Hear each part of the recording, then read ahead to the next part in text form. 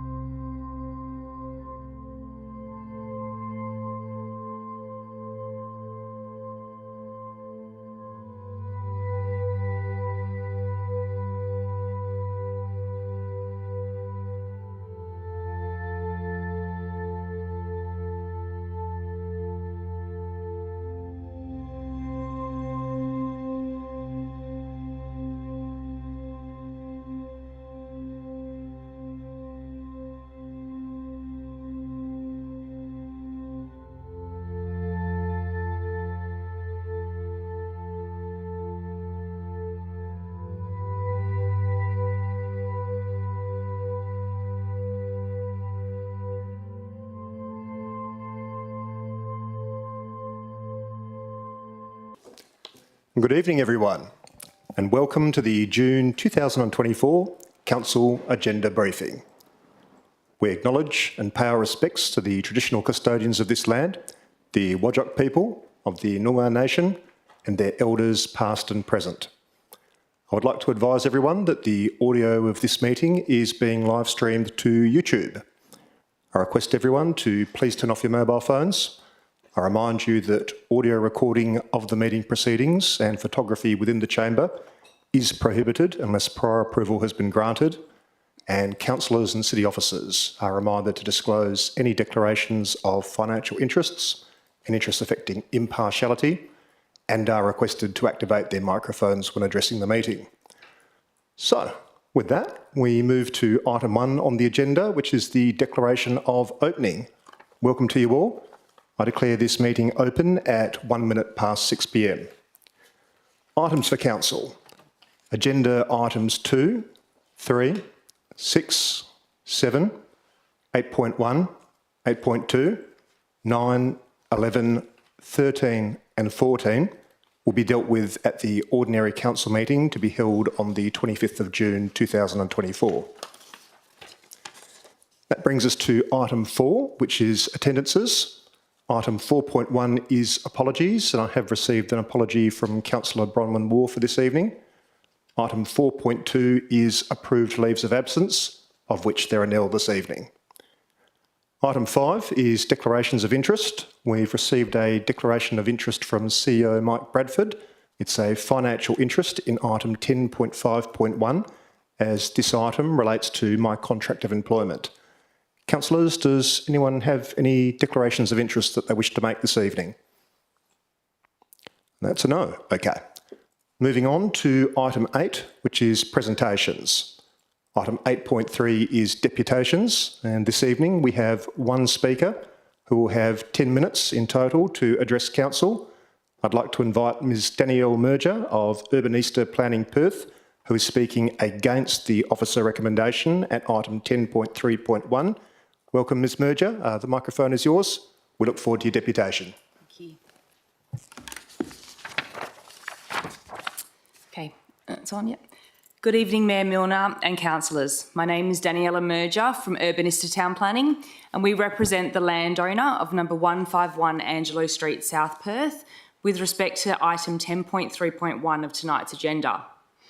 The matter before you this evening is in relation to a request to amend the city's local planning scheme number 7 to include an additional use of office on the subject site. The site is zoned residential R25 and contains an existing character single house constructed circa 1920s.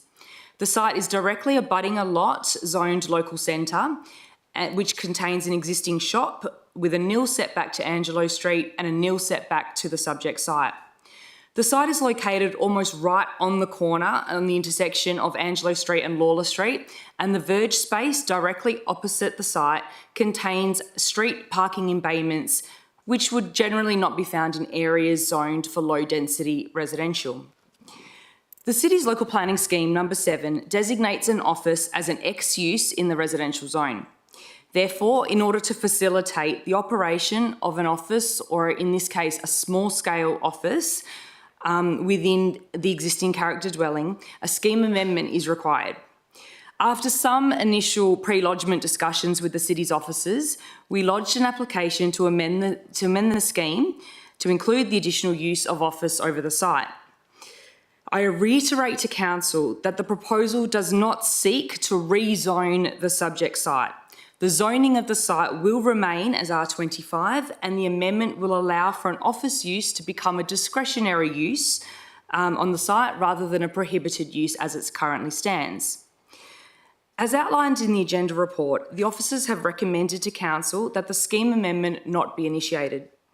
We were only made aware of this on Friday morning. However, we're unable to review the agenda that outlines the city's reasonings until it was uploaded to the website late on Friday night.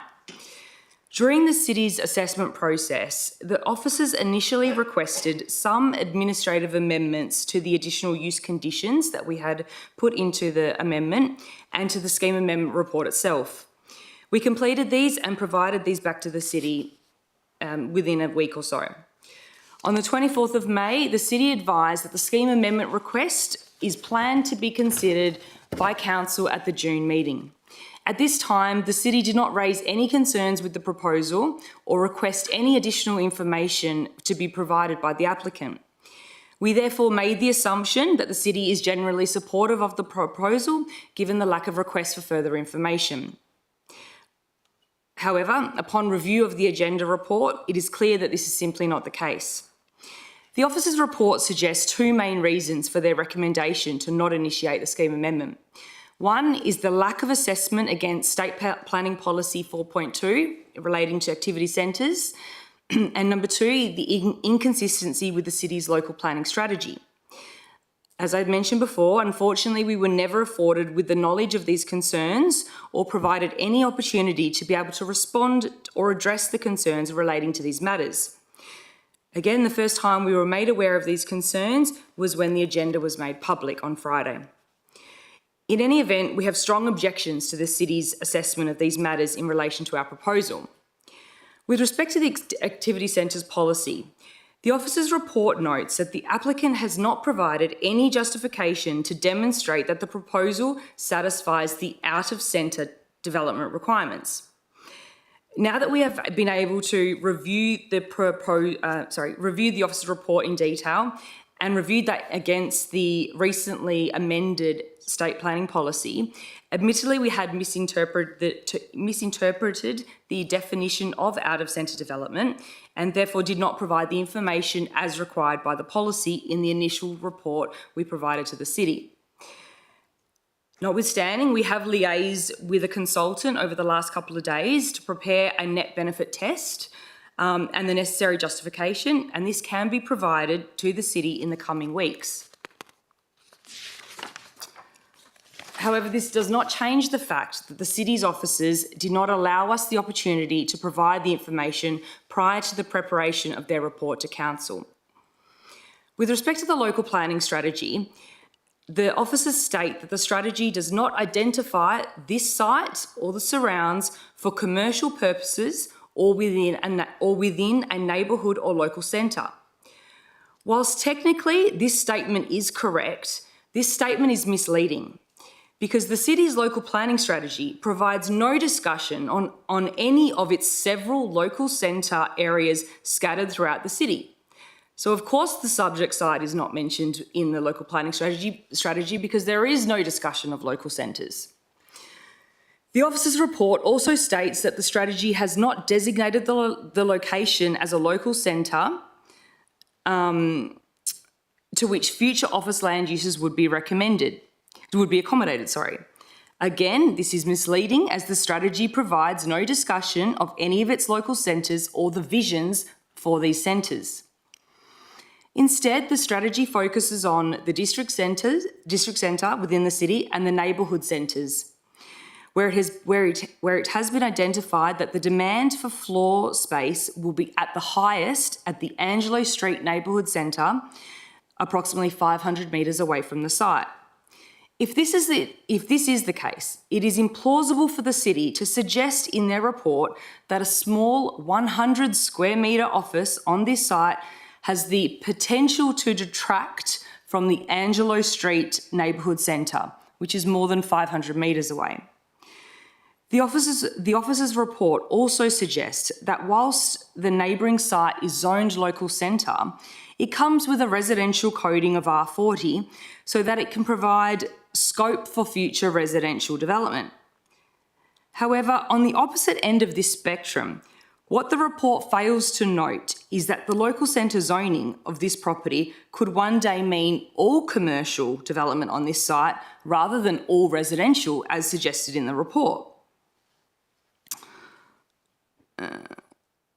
Further, consistent with the strategic planning framework more broadly, all centres should have an accompanying R coding. The report provides an illusion that this particular local centre has a residential coding because perhaps the future vision is residential. This is not the case. Based on the reasons I've mentioned this evening, I have no doubt that we will be able to provide the necessary assessment against SPP 4.2 which demonstrates that an office of this scale can be a suitable land use for this site. Therefore, on the basis of procedural fairness, we respectfully request that this matter be deferred to allow the opportunity for us to provide the additional information to the city, and so that the council can make an informed decision on whether they choose to initiate the scheme amendment or not. Thank you. Thank you very much for your deputation.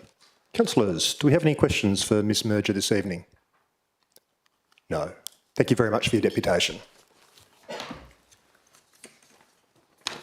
Okay, that concludes item 6. We move on to item 10 now, which is the draft June reports. I'll now hand you over to the Chief Executive Officer, Mr Mike Bradford, to take you through the balance of the draft June reports. Thanks, Mr Mayor. Item 10.3.1, proposed scheme amendment number 1 to local planning scheme number 7, additional use office for lot 3, number 151 Angelo Street, South Perth. This report outlines the details of a proposed amendment to local planning scheme 7 relating to lot 3, number 151 Angelo Street, South Perth, to apply an additional use to the site for an office use. Thank you, Mr Bradford. Councillors, do we have any questions for the administration on this item this evening? No. Next item, please, Mr Bradford. Thanks, Mr Mayor. Item 10.4.1, adoption of the annual budget 2024-25 and long-term financial plan. This report presents the draft annual budget for financial year 24-25 as attached for adoption by Council. It also requests the Council to adopt a 10-year long-term financial plan, which will be updated on an annual basis in line with each budget cycle.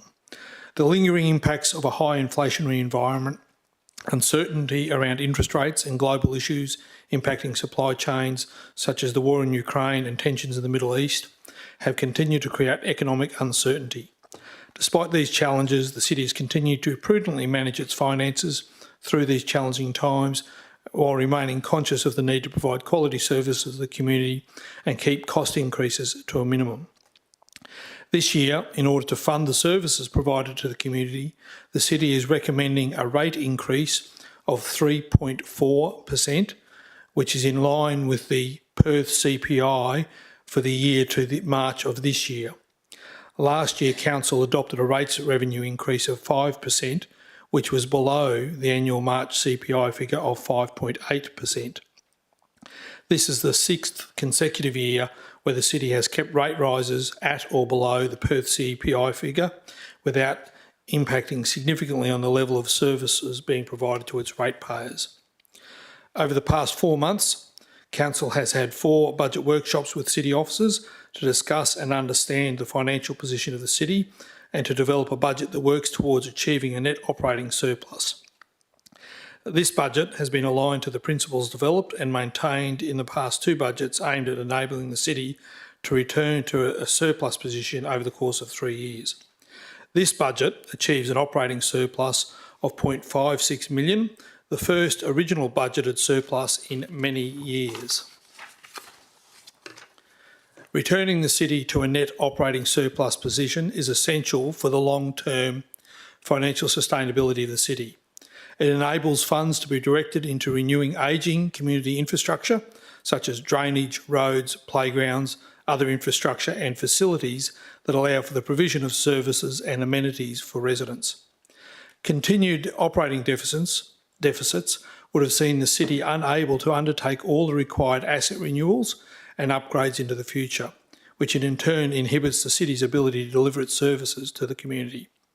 This year's budget has a total operating revenue of $73.66 million, with total operating expenditure of $73.1 million, thus forecasting a net operating surplus of $0.56 million.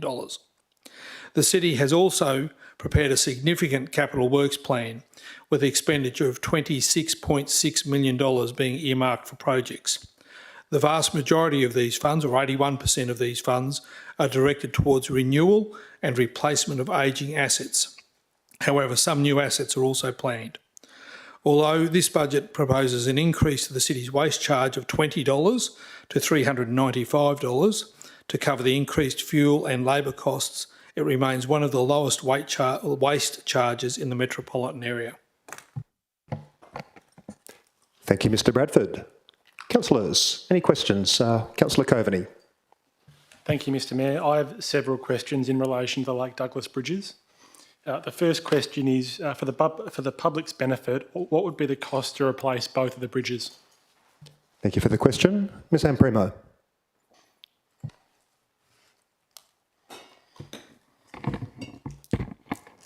Thank you, Mr Mayor. The cost estimates presented at the budget workshop for replacement of both bridges in timber was 836,000 and the cost to replace both in FRP was 720,000. The draft budget has money in place for replacement of the shorter bridge. Given the nature of this work and the volatile market that we're operating in, these are only estimates and we'll only get a real understanding of the costs when we go to the market. Thank you, Ms Amprimo. Councillor Coveney. Thank you. Second question is, the capital works budget is described as being well in excess of what's normally delivered. If both bridges were to be repaired this year, would this potentially jeopardise other projects such as playgrounds being built? Thank you, Councillor Coveney. Ms Amprimo. Yeah, thank you, Mr Mayor. The draft capital works budget is around double what the city would ordinarily deliver. Increasing the programme further increases the risk of aspects of that programme not being delivered. Thank you, Ms Amprimo. Councillor Coveney. Thank you, Mr Mayor. Third question, is the pool of funds for the bridges the same pool of funds for other capital works projects, say for instance indoor sports courts or other needed community facilities? Ms Amprimo. Yeah, thank you, Mr Mayor. Yes, in this instance, it is the same pool of funds. The largest part of the city's capital budget is funded through municipal funding, and in 24-25 draft budget as it stands, that funding is 11.73 million, as there's no reserve or grant funding that can be applied for the replacement of the bridges. Thank you, Ms Amprimo. Councillor Coveney. Thank you. Fourth question, do we know how many people use these bridges each day and where they come from? Ms Amprimo. Yeah, thank you, Mr Mayor. A survey was undertaken in September 2022. The average usage recorded at that time was 156 users per day of each bridge.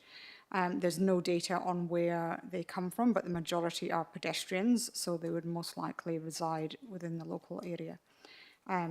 Feedback we have had since the bridges have been closed has also come from residents that are in close proximity to the area, which would indicate they are high users of the bridges. Thank you, Ms Amprimo. Councillor Coveney. Thank you, Mr Mayor. Last question. If both bridges are repaired, will this push the residents' rate rises to above CPI this year? Ms Amprimo. The additional funding would need to come from somewhere, so an increase programme would be, we'll be looking to increase rates to fund that. Thank you, Ms Amprimo. Councillor. Thank you. Thank you, Councillor Coveney. Councillor Choi, a question? Yes, thank you, Mr Mayor. My questions are also in relation to the Lake Douglas bridges, and I note page 18 of the agenda does contain some information for the public to view if they wish to, as well as for council in relation to the annual budget. My first question is, how much money was allocated to the city's maintenance budget each year and expended over the past decade to maintain the status quo of the bridges in accordance with the South Perth Foreshore Strategy and Management Plan? Ms Amprimo. Yeah, thank you, Mr Mayor. The maintenance budget is not broken down to that level of detail. Reactive maintenance costs are funded through the general maintenance allocation for the area. We are currently undertaking improvements to the financial recording system, which should allow us to track costs moving forward, but we don't have historical costs. Thank you, Ms Amprimo. Councillor Choi. Yes, thanks. Through the Chair to Director Amprimo. What is the current status of the City's Reserves Facility Strategy and Assets Management Plan, including the Asset Condition Survey of all assets, facilities and services on the South Perth Foreshore to ensure whole-of-life management in accordance with the South Perth Foreshore Strategy and Management Plan at page 41? And can elected members please receive a copy of the survey? Ms Amprimo. Thank you, Mr Mayor. The City does not have a reserve facilities strategy and asset management plan document for the South Perth foreshore. It's not clear to me what was envisaged by that statement in the document. The City does, however, have an asset management plan which is currently being reviewed with individual asset management plans to be developed for each major asset class. Asset condition surveys are completed approximately at 5 yearly intervals. There was one done in 2018 relating to assets on the foreshore, and there have been some individual asset surveys done since that time. Thank you, Ms Amprimo. Councillor Choi? Thank you again through the Chair to Director Amprimo. Can a copy of the final engineer's report for the bridges, which led to their closure for the better part of a year, please be made available to elected members on the hub?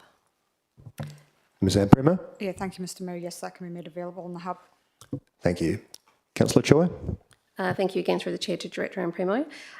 Does not renewing both bridges as functional pedestrian bridges go against the provisions and intent of the South Perth Foreshore Strategy and Management Plan in relation to actions for Node 7 as set out, which include planning, design and improvements that incorporate improved path and bridge connections? Ms Amprimo? Yeah, thank you, Mr Mayor. The City has a number of strategies and plans that have been endorsed by Council but are subject to suitable budget being approved by Council in the annual budget process. Items are required to be prioritised through the budget setting process, and the City's advice to Council, should it wish to increase expenditure for renewals on the South Perth foreshore, would be that funding is allocated to renewal of the irrigation system rather than the second bridge, as the irrigation system is a higher priority for maintaining level of surface to the community on the South Perth foreshore.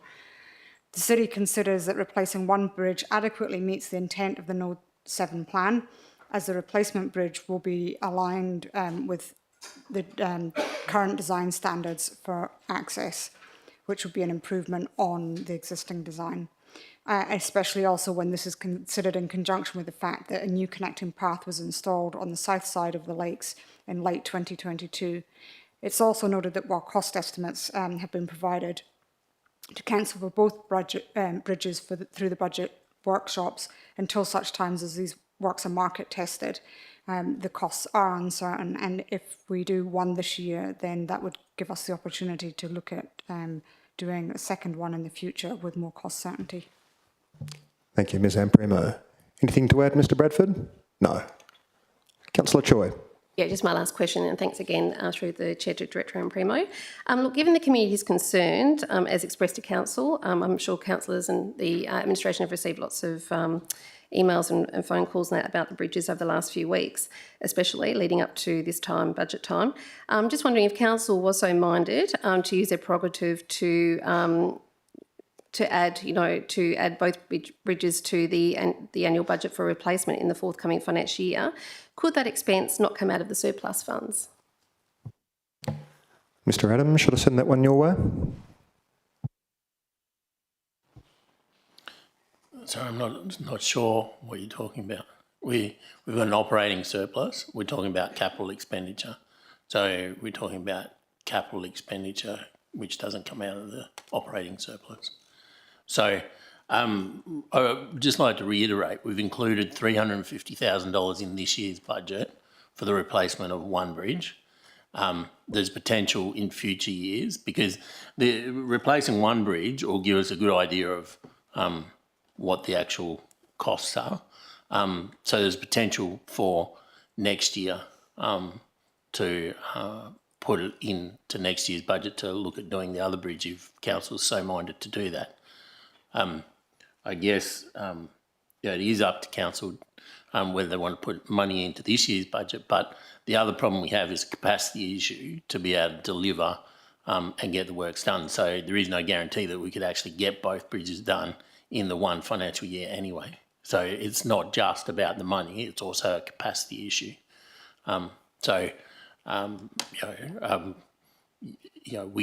We could potentially get the money from somewhere, either cancelling another project or taking the money out of a reserve from somewhere, repurposing money out of another reserve.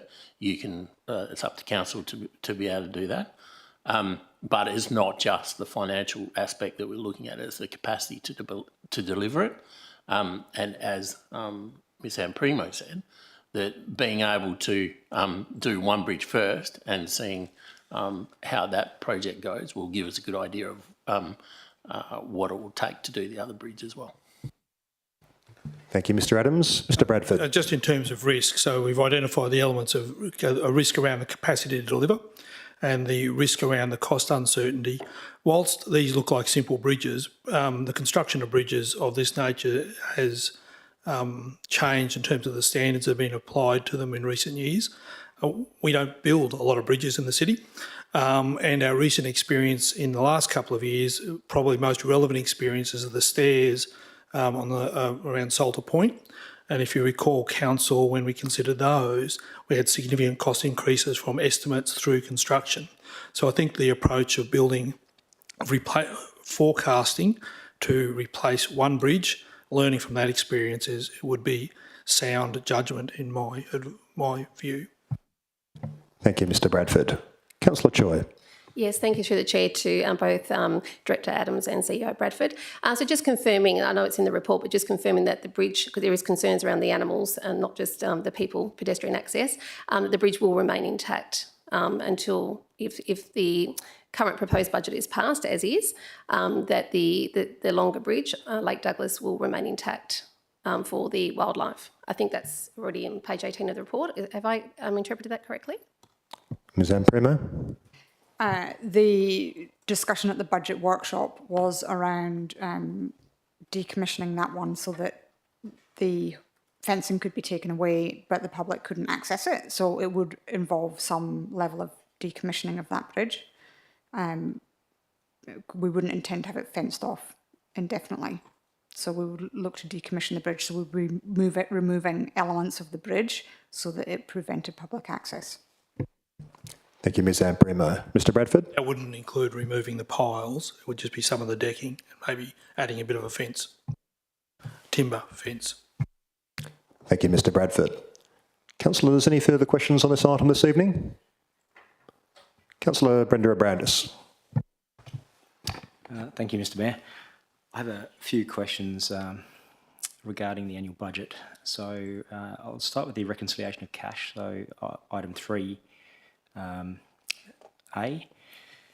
The reconciliation of cash includes 2 items I'd just like to get a bit more detail on. So the depreciation moved during the current year $750,000, quite a significant increase during the year. Could I just get a bit of an understanding as to what the nature of the increase in depreciation was, whether it was attributed to additional assets acquired, or whether it was with respect to change in depreciation rates, methodology or useful lives?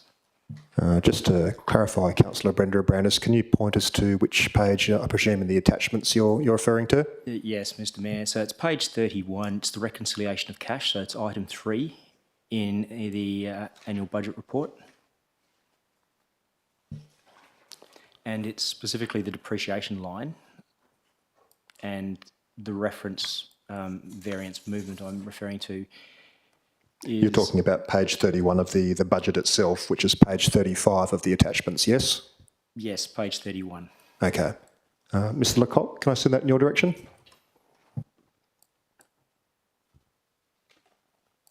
So, through the Chair, the original depreciation budget was set before we did or had full visibility of the revaluations that we performed in the previous financial year. And the actual figures that came through then were based on the finalised actual revaluation results. You may recall that a significant amount of our assets got revalued up much higher than what we initially thought they would be, and therefore the depreciation charged as a percentage function of the value increased. Right, thank you, Mr Lecoq. Still on the reconciliation of cash, the receivables movement was about $1.75 million as well during the year. So that was quite a significant increase in the receivables. Could I just get a bit of an indication as to roughly what the overall receivables increase that was unplanned in the year was with respect to? Mr Lecoq. I would have to take that on notice and refer back to get the detail of that movement. Thank you. Please continue. Thank you. Just referring now to the page 50, so it's item 12, elected members' remuneration. Just a couple questions with regard to some of the other elected members' expenditure. It includes election expenses for this year. I'm just querying as to the nature of those election expenses for 24-25. Mr Lecoq? I'm still paging. Just bear with me.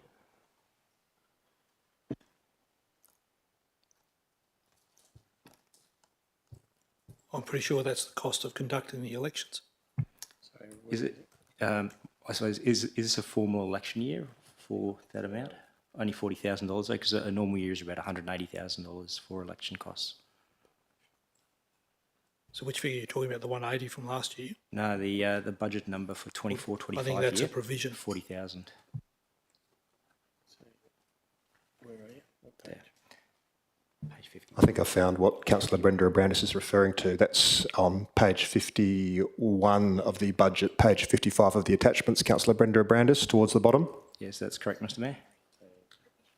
It's a provision for an extraordinary election. Oh, for an extraordinary, thank you.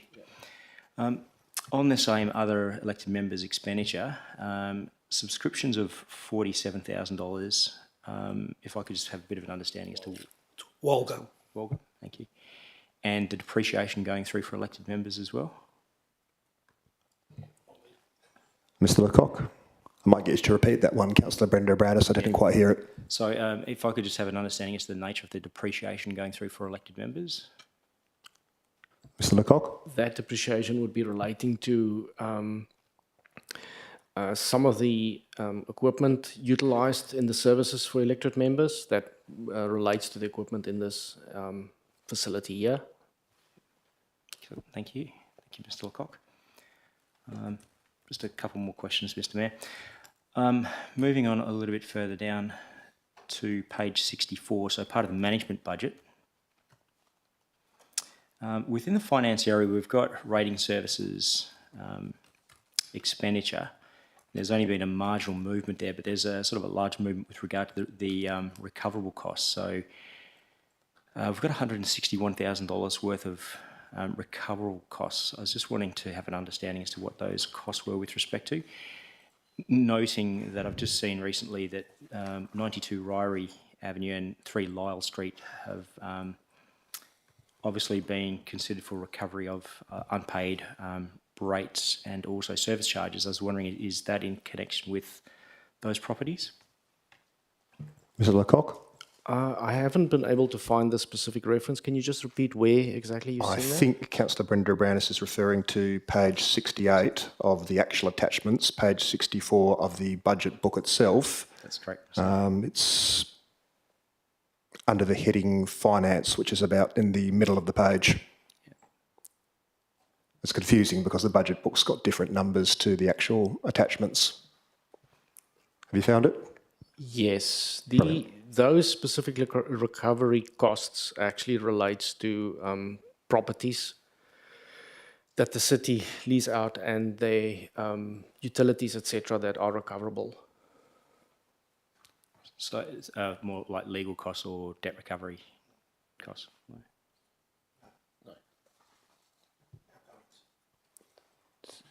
Repeat that question. It's costs we recover from properties that we lease out.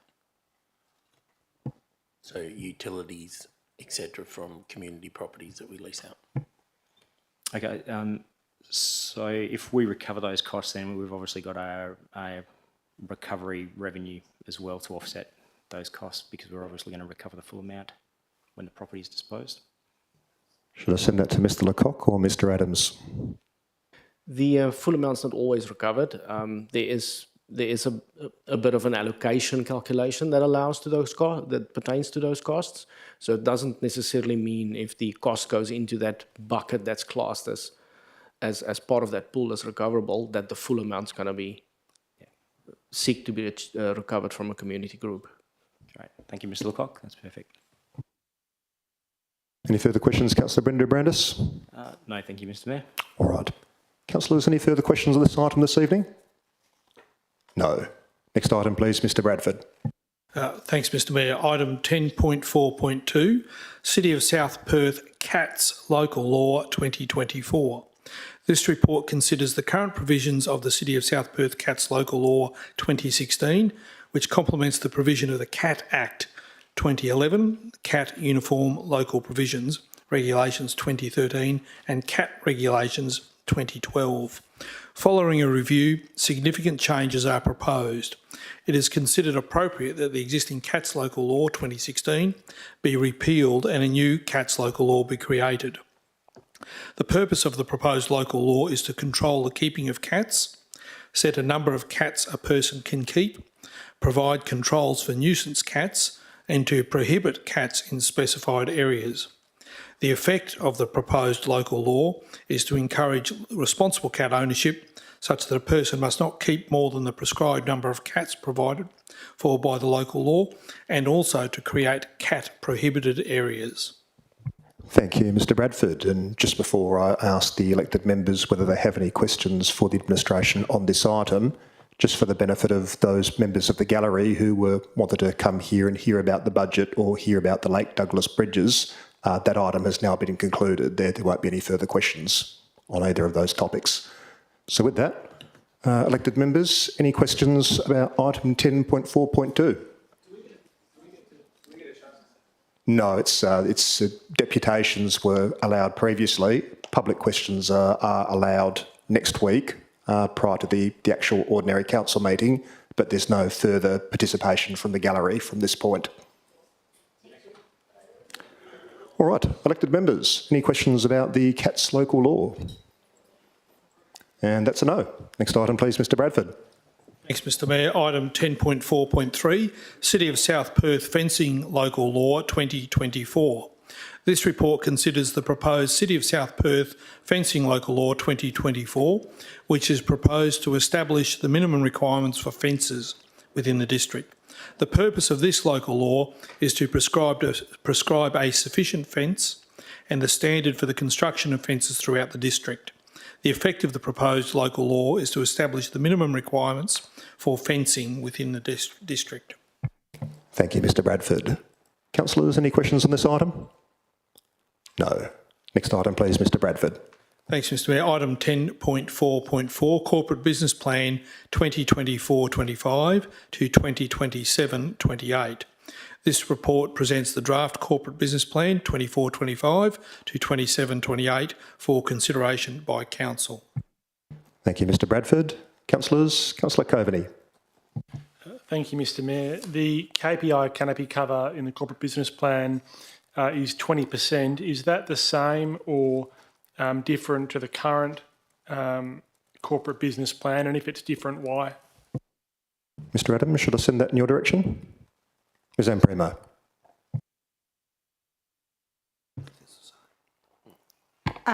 Yeah, that hasn't changed. As part of the review of the Urban Forest Strategy, we'll be looking at those targets again. Thank you, Ms Amprimo. Councillor Choi. Yes, thanks, Mr Mayor.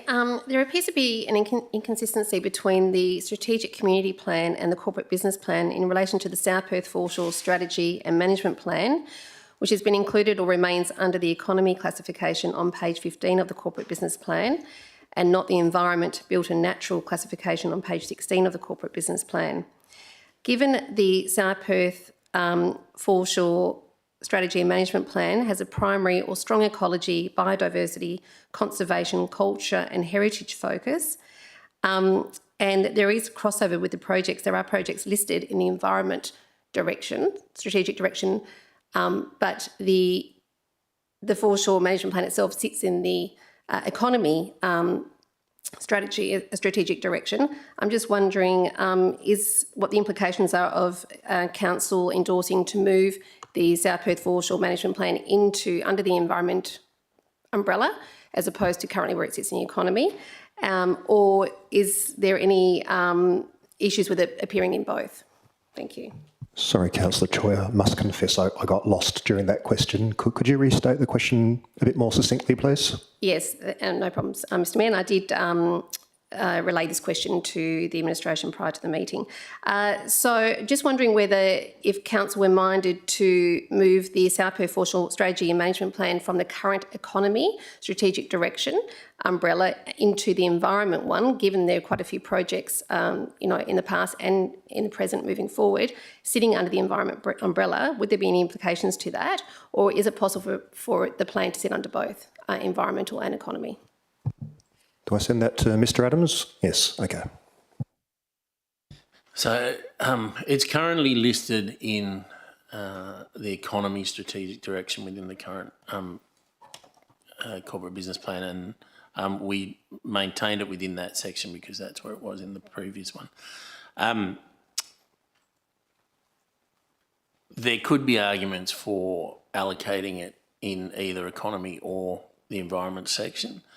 And I guess, it's up to council to really decide where it sits.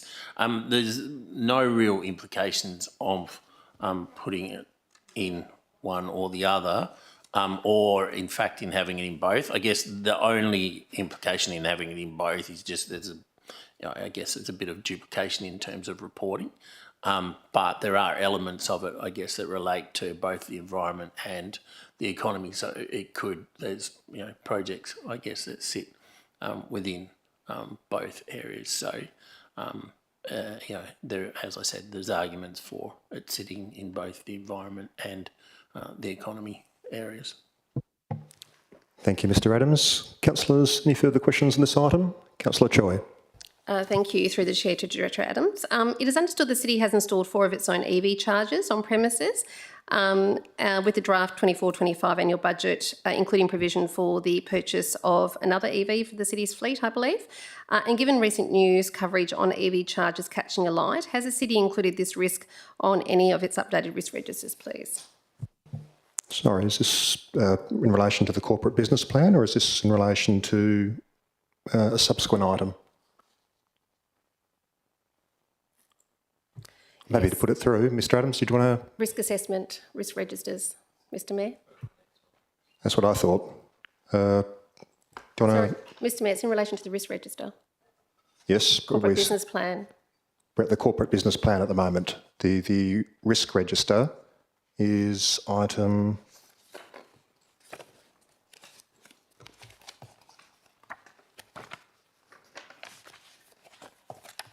We'll find it. 1054, I think.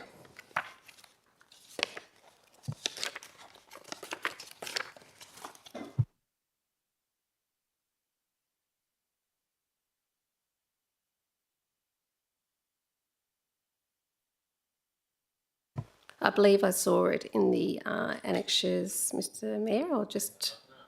Yeah, thank you. Yeah, sure. Mr Adams?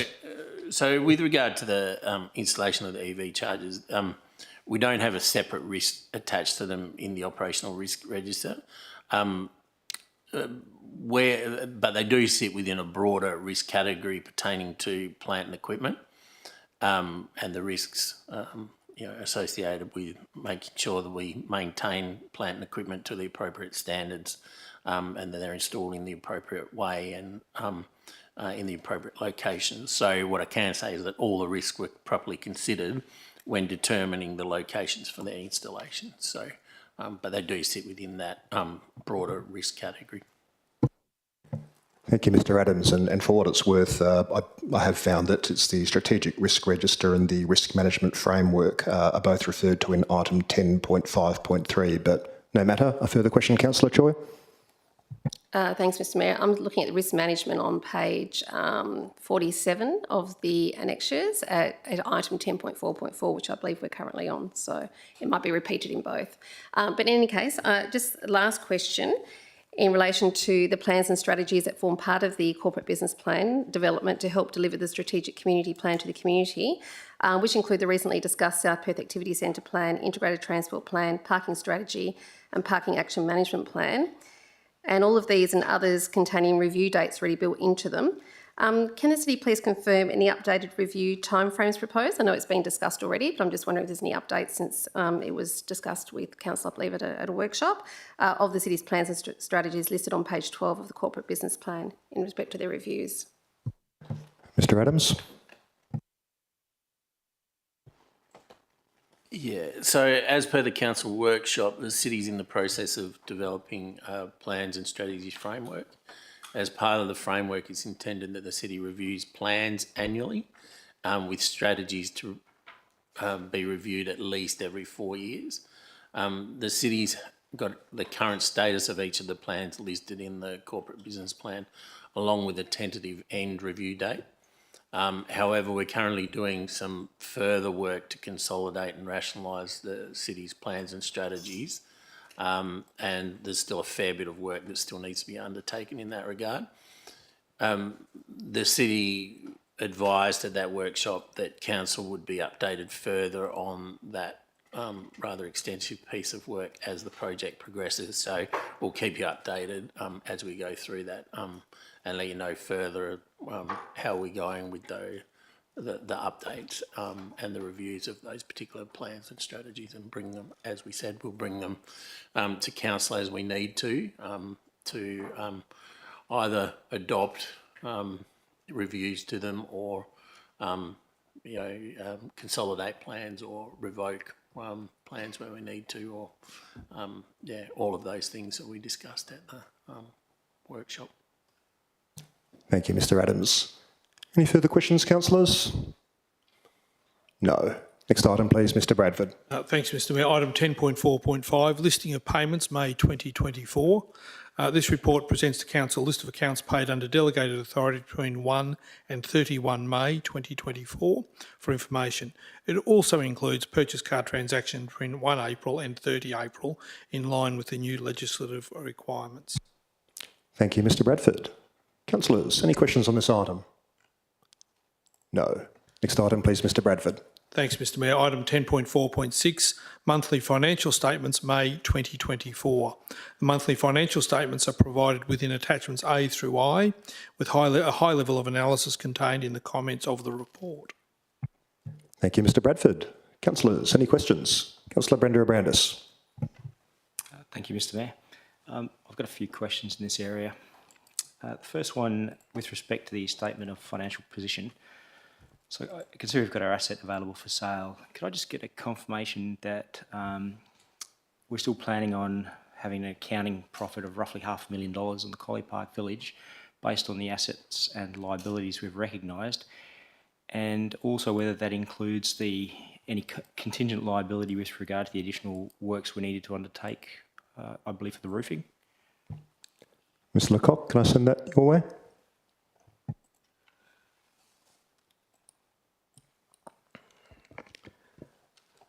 So, early days, and it's obviously just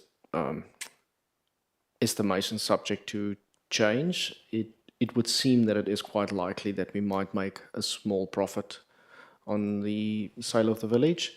And yes, there is an allowance for the roof repairs, but that comes out in the wash through the adjustments that relate to the long-term liabilities as it relates to refundable amounts relating to residents.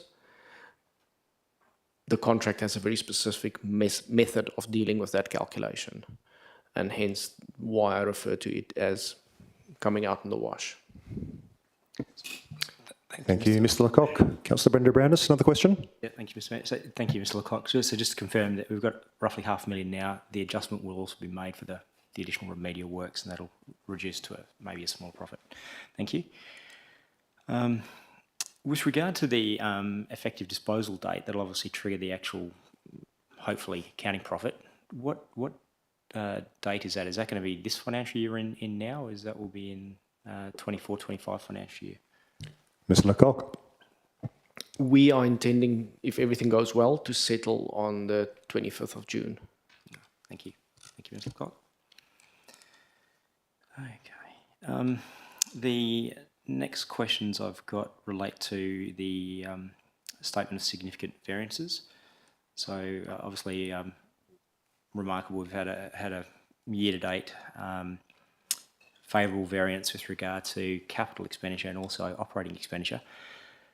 With regard to the favourable variances we've got 11 months into the year, are we foreseeing that we'll be achieving roughly those numbers as a saving, as a favourable variance? So by that I mean capital net position of 1.1 million and the operating net position favourable variance of about 1.6 million. Mr. Lecoq? It's probably sensible to deal with them separately. The capital position will obviously include carry forwards.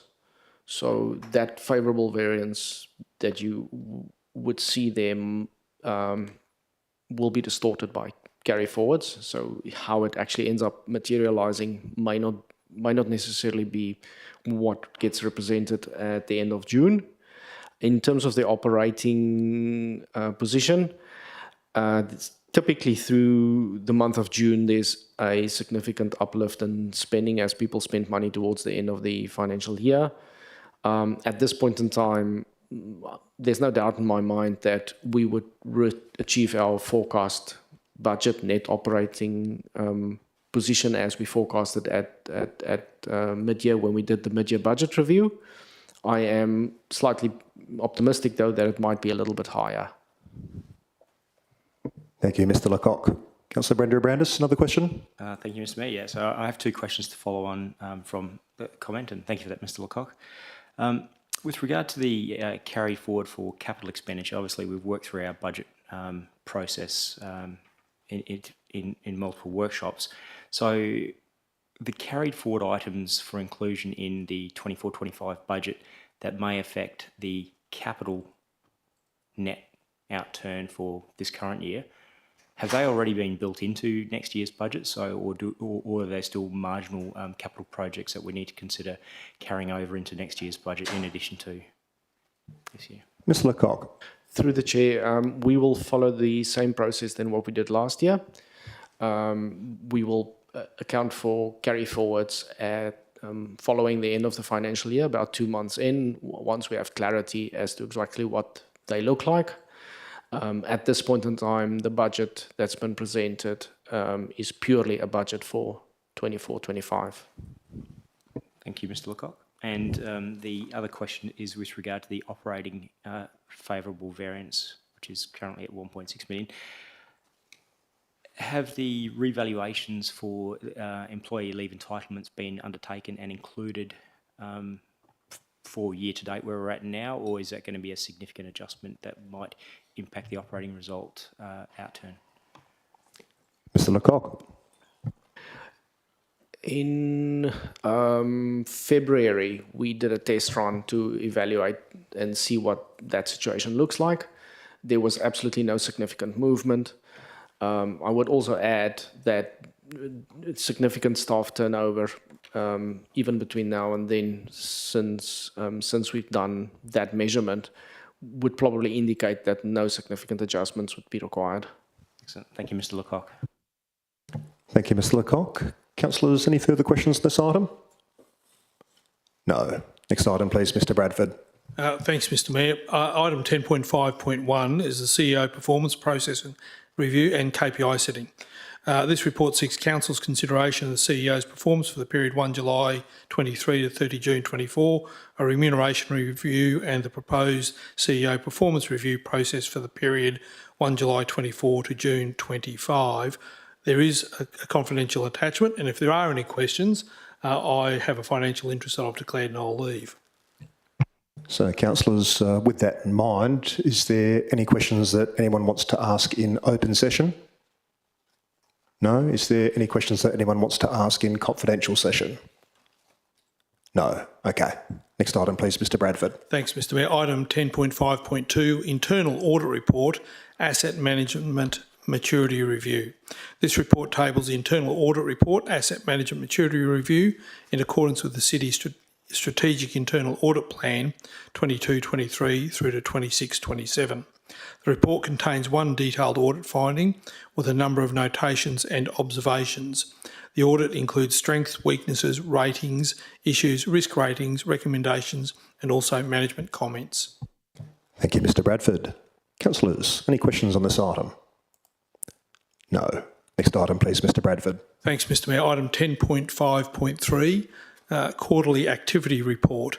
This report outlines the activities undertaken or proposed by the City of South Perth relating to risk management, business continuity, workplace health and safety during the fourth quarter of 23-24 financial year, and an overview of the activities planned for the first quarter of the 24-25 financial year. Thank you, Mr Bradford. Councillors, Councillor Coveney.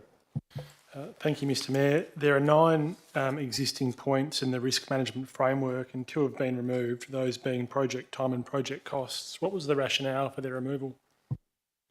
Mr Adams, can I send that your way?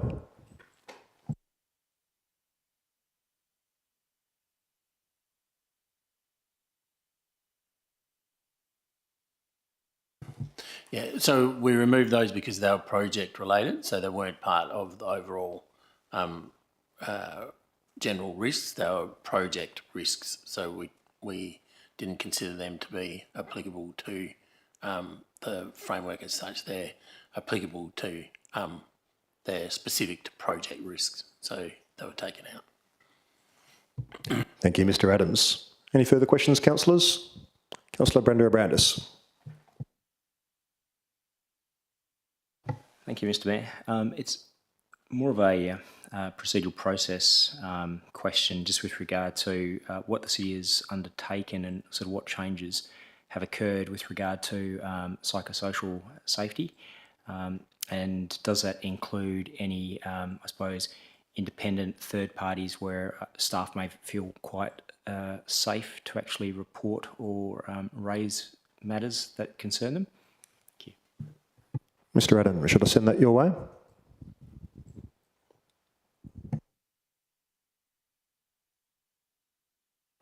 So our staff have been all through, all of our staff have been provided with training around workplace hazards and particularly around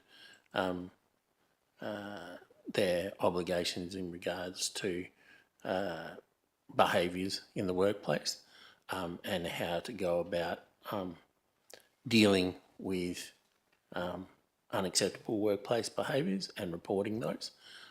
So we've put all of our staff through that. We've had presentations at all of staff meetings, and so we'll continue to take a proactive approach to making sure our staff are aware of how to deal with any of such behaviours in the workplace. There's also instant reporting mechanisms that they can use. There's an app that's on the phone, but there's also our workplace health and safety reps, and there's also our workplace health and safety advisors in the organisation. So there's a number of avenues they can use. Councillor Brenda Abrandis. Thank you, Mr Mayor, and thank you, Mr Adams. Just the other part of the question was just, are there any independent third parties that staff could engage with to feel safe to actually report any psychological safety issues? I realise obviously there's internal staff and obviously, you know, wellbeing officers and that reporting mechanism. I'm just concerned that, you know, is there something independent, external that they could probably go to? And I don't mean an EAP for, you know, obviously conversations and counselling sessions. Thank you. Mr Adams. Then what do you mean? Because EAP is the obvious place where staff would go in terms of seeking support and raising issues. There are a whole range of reporting mechanisms, including public interest and things like that. But I'm not quite sure what WorkSafe and those sorts of things. I'm not quite sure what you're asking. Yeah. So what I'm asking is to differentiate between the EAP. So the EAP is often for a counselling service to provide you with comfort This is part of a grievance process where there might very well be an independent third party that a staff member could go through to report the incident, as opposed to whether it's as opposed to an internal staff. From what I'm hearing, I probably understand that it's all internal processed and we don't have any independent third parties to actually assist.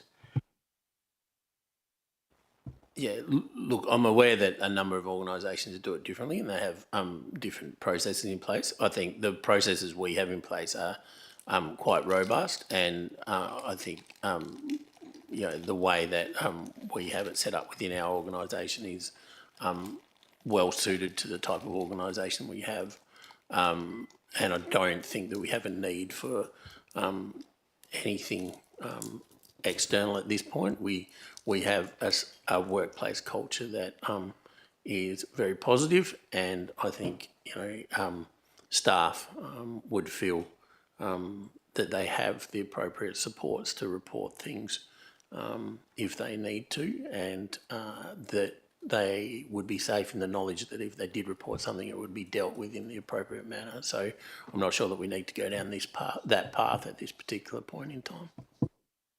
Thank you, Mr. Adams. Thank you, Mr. Adams and Councillor Brenda Abrandis. I guess to follow on from the questions that Councillor Brenda Abrandis raised, one of the things that I have been pleased to see during my time on the Audit, Risk and Governance Committee has been the advances that the city's made in workplace health and safety and in employee satisfaction. So I might just give the question is, in light of Councillor Brenda Abrandis' questions, do we have any concerns? And I suppose I should direct that to CEO Bradford. Thanks for the question. I'm not entirely prepared to answer that question because I'm just, it was off the cuff, but the city has a strong approach to supporting employees across all of the range of activities, including our wellness program. And I think there was a response that I provided my CEO performance review about the satisfaction rate with that program, which is very high. We review that continually. We also, every couple of years, do an engagement survey with staff, and the previous results of that were very high in terms of the engagement for the organisation. I think that covers it. Unless, Pelly, is there anything you'd like to add? Ms McDonald? No. All right. Thank you both. Councillors, any further questions on this item? No. Next item, please, Mr Bradford. Thanks, Mr Mayor. Item 10.5.4, Audit Register Progress Report, third quarter update. This report provides an update on the progress of actions included in the Audit Register. The Audit Register includes all open audit findings that have previously been accepted by the Audit, Risk and Governance Committee and Council. Thank you, Mr Bradford. Councillors, any questions on this item? No. Next item, please, Mr Bradford. Thanks, Mr Mayor. Item 10.5.5, Policy Review. The terms of reference of the Audit, Risk and Governance Committee includes responsibility for reviewing the city's policies. A number of policies are now presented for consideration of the committee and referral to Council for adoption. Thank you, Mr Bradford. Councillor Choi. Thank you, Mr Mayor. The regulations, I note, do not require members of the public making presentations to Council, including deputations at Council agenda briefings, question time at ordinary Council meetings, or speakers at electors meetings to be visible on live stream. This is in relation to the draft policy P703, sorry, I should have said that first, in relation to live streaming meetings. So yes, the regulations don't require that when it comes, and I'm relating this not to the elected members and Council, but to members of the public. And in doing so may have the unintended consequence of discouraging members of the public from attending meetings and or presenting to Council. Can the City please just provide some comment on the inclusion of this provision in the draft policy, please? Mr Adams or Ms Fry? Ms Fry. So this inclusion is necessary because participating members of the public will be audio broadcast and recorded like they are now. Although a public submission camera has been installed, the City can confirm it will not be used until required to do so and would provide notice to the public in any event. So this would include wording on the deputation and public question time forms, as well as wording in the presiding member's run sheet. However, it's important to include this in the policy to ensure transparency about audio recording and broadcasting of public participation. Thank you, Ms Fry. Councillor Choi.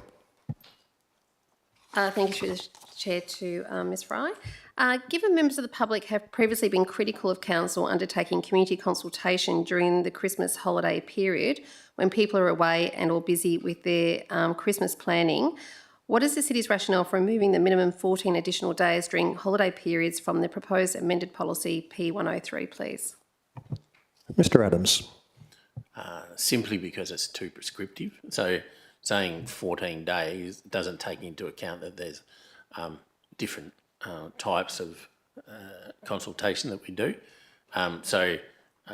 We've left it at, yes, it'll be extended over those periods, but I think it should be left up to the relevant experts in that area to decide how long is appropriate for the type of consultation that they're doing, because obviously some consultation requires much more lengthy processes than others, and if you look at in the IAP2 processes and the spectrum of consultation and public participation, then we go all the way along that spectrum, and so to really just say that there's a 14-day minimum over those periods really is too prescriptive. So yes, over those periods it is made clear in the policy that we will extend the time that consultation is open, but saying a blanket 14 days is just too prescriptive and would lead to some inefficiencies in some circumstances. Thank you, Mr Adams. Councillors, any further questions on this item? No. Next item, please, Mr Bradford. Thanks, Mr Mayor. Item 10.5.6, annual review of council delegations. The city has a statutory obligation under the Local Government Act 1995 to review its delegations each financial year. The terms of reference of the Audit, Risk and Governance Committee include responsibility for reviewing the city's delegations. A review of the council delegations has been completed, has been presented to the Audit, Risk and Governance Committee and is now provided for consideration by council. Thank you, Mr Bradford. Councillor D'Souza. Thank you, Mr Mayor. Just a question on some of the major changes, and in specific delegation from Council DC 612, which is disposal of surplus property, and this is on page 86 of the attachments part B, I believe, or sorry, attachments part C. And just want to clarify my understanding. So am I correct in understanding this is raising the threshold under which the city, without coming to council, can dispose of assets from 20k market value to 350k? Ms Fry, should I send that in your direction? Or Mr Adams?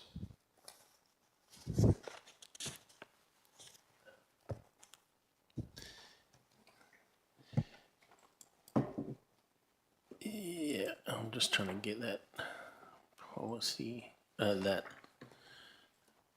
Just while Mr Adams is finding the relevant document, folks, to the extent that we've got technical questions for the officers at a council agenda briefing, it's always helpful if you can send them in advance so they can have the relevant papers ready to hand. Was it 612?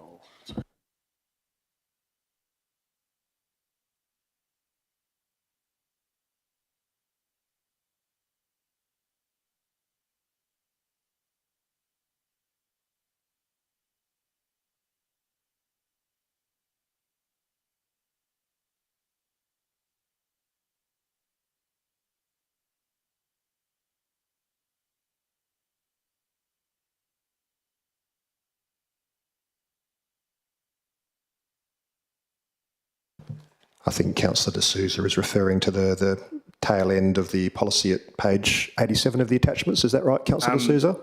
86, Mr Mayor. So under the table heading which says conditions of delegation, Yes. and strike out part A, it says which has a market value of less than $20,000, and that's been struck out because that's what's being amended.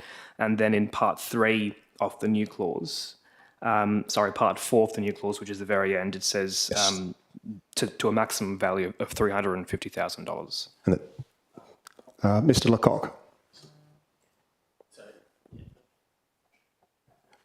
Through the chair, Councillor D'Souza, if you refer to the power or duty being delegated 1 and 2 at the top, you might notice that it refers to disposal of property to the highest bidder at a public auction, person who at a public who at a public tender called by the council government makes consideration by delegate to the most acceptable tenderer, etc. And it also talks about other forms of public disposal, etc. So the intention there is to have assets that we typically send off to auction, big pieces of plant, etc., covered, because actually, as it is, the current delegation doesn't actually allow for those. Thank you, Mr Lecoq. Councillor D'Souza? Yeah, so I guess the question is in the report, the rationale is obviously the market has prices have increased across the board, but I'm just trying to understand the gap between, I guess, the 20,000 and the 350k is sort of obviously sort of many multiples. So is that because of the fact that the auction aspect hasn't been covered before? Mr Lecoq? Yes, that's correct. Effectively, it infers and it draws attention to the fact that in reality, the previous delegation wasn't really sufficient. Thank you, Mr Lecoq. Councillors, any further questions? Councillor Coveney. Thank you, Mr Mayor. The CEO currently has the power to, I think, extend leases by 21 years, and that's been reduced to 5 years. I'm just curious as to why there's a reduction. Should I send that to Ms Fry or to Mr Adams? Mr Adams. Yep. So one, it was to bring it in line with the policy, because the policy only says 5 years. And two, it was because we believed it was a bit of an overstretch that the CEO could have the power to tie up a piece of local government land without it going to council for a period of 21 years. We thought that was a power that was probably a bit too much for the CEO to have. Yeah, it was probably an anomaly that was in there that shouldn't have been there. So yeah, there was those two reasons. So now the 5 years brings it back in line with the policy, and also probably brings it back into line with where it probably should sit in terms of an appropriate power for a CEO to have. And just to explain that a little further, since I've been here, every lease for more than 5 years for a community group has come to council because that's what the policy says.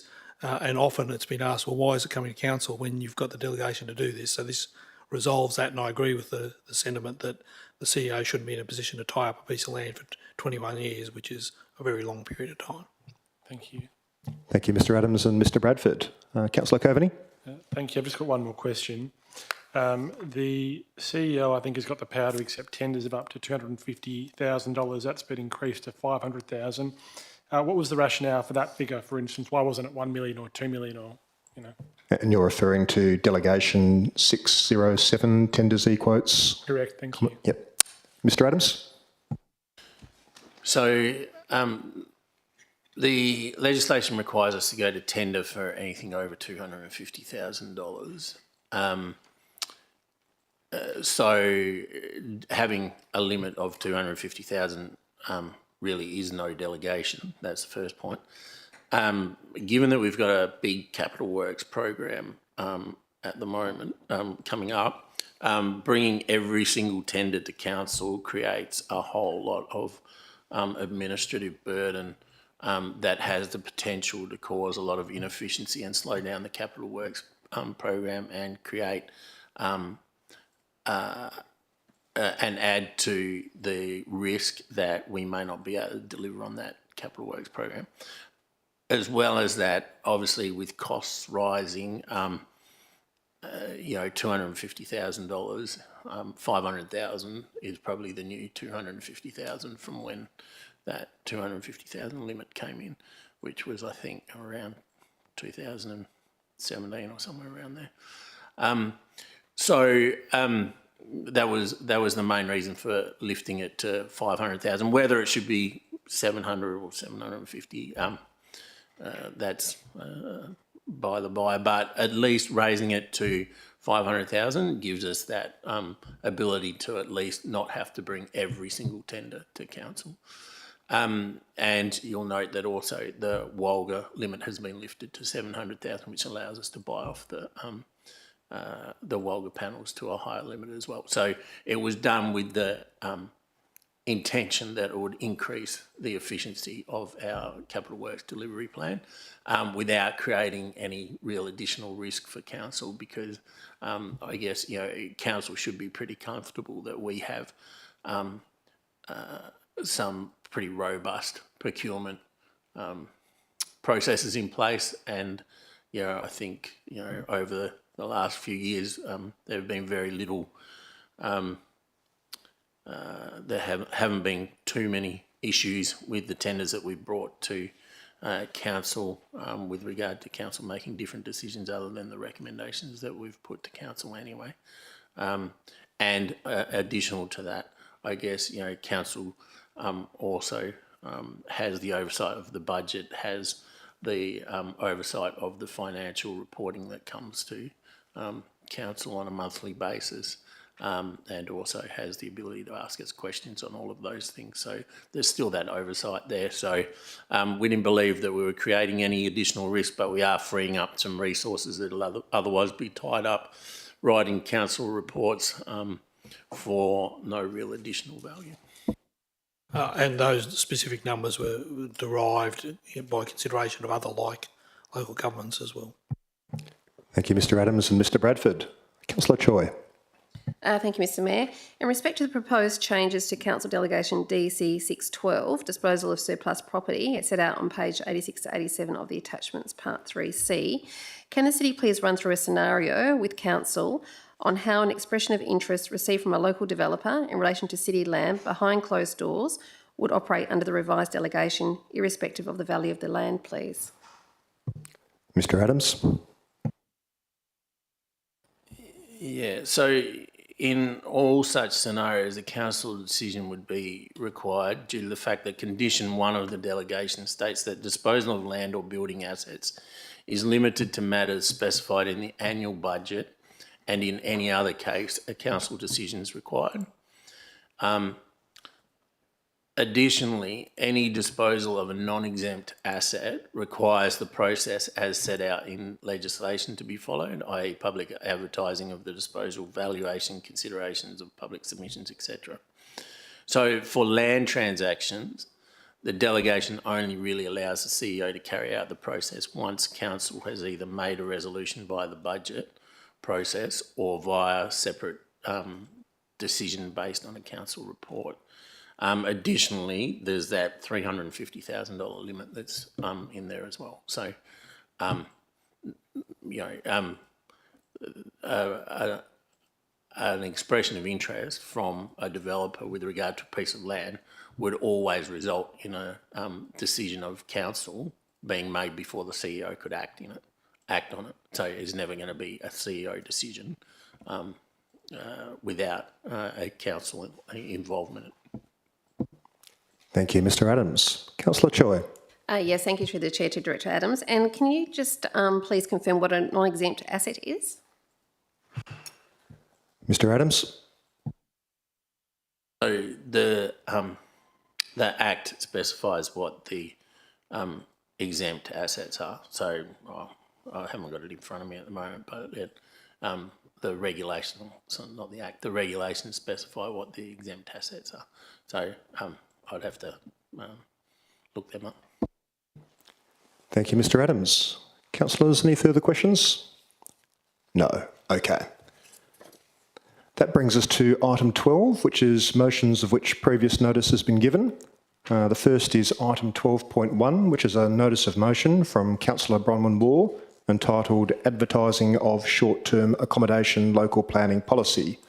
Councillors, any questions for the administration on this item this evening? Councillor Brenda Abrandis. Thank you, Mr Mayor. So there's quite a lot taken with regard to this motion. but I've considered the administration's comments, and obviously there are quite a few concerns just with regard to inconsistencies, definitions, pending amendments to legislation, planning schemes. Just taking all this into consideration, could the administration advise what would be the implications of approving this as it stands, and how much additional work or impost would there be on the team to actually for us that had this policy in place? Ms Shaw? Thank you, through you, Mr Mayor. So since the time this matter was last considered by Council, the amendments to the Planning and Development Local Planning Schemes regulations were released by the Department for consultation. They're in the process of finalising the changes to the regulation, which included definitions to be inserted into local planning schemes that were different to the definitions that were otherwise contained in the draft policy proposed by Councillor Waugh. So as a result of that, the city will be required to amend its local planning scheme once the department has finalised those changes. We're expecting to receive written direction to do so on or around August this year, so quite shortly. So if Council was to adopt the draft policy for the purposes of advertising now, we would then need to go through the statutory advertising process for this local planning policy, which would then coincide with when the regulations were amended. So effectively, Council would be considering the submission period and whether to adopt the draft policy put forward by Councillor Waugh. At the same time, it would be considering a scheme amendment to insert those definitions into local planning scheme number 7. Thank you, Ms Shaw. No further questions? Councillors, any further questions on this item? No. Okay. The next item is item 12.2, which is a notice of motion from Councillor Mary Choi entitled Public Electric Vehicle EV Charging Stations. Councillors, any questions for the administration on this item? No. Oh, Councillor Prendeville, right in the buzzer. Thank you, Mr Mayor. Just a general question about EV charging and expense of, I suppose, installation and infrastructure of these. Is the city aware of any other local governments that are installing EV charging stations? And is this typically at the expense, or how is it typically set up? Do we have any of that information? Thank you. I'm going on a little bit of what I know and what I've hear. So there are a number of local governments around Australia that have put in, or at least facilitated, EV charging infrastructure, and there are various models. Some have been funded by local governments.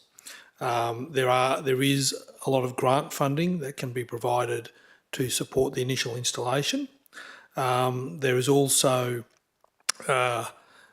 another approach is to partner with a private provider and make public land available, perhaps for a licence fee, and then for them to install the EV charging infrastructure. Over the last couple of years, we've discussed this at the officer level in the city, and it's unlikely that a local government would be able to find any mechanism directly by which they could install EV charging infrastructure, meet all of the capital costs and meet all of the ongoing operating costs. And so finding a way that doesn't incur that risk is kind of the approach that we would take, and I guess we'll have the opportunity to provide that in the report in more detail. Thank you, Mr Bradford. Councillors, any further questions? No. Okay. That brings us to item 15, which is where we would ordinarily close the meeting if there was any reason to do so, but there is not, so we won't. Which brings us to item 16, which is closure. So before I close the meeting, thank you all for your attendance and participation. I close this meeting at 7:24 p.m. Thank you all and good night.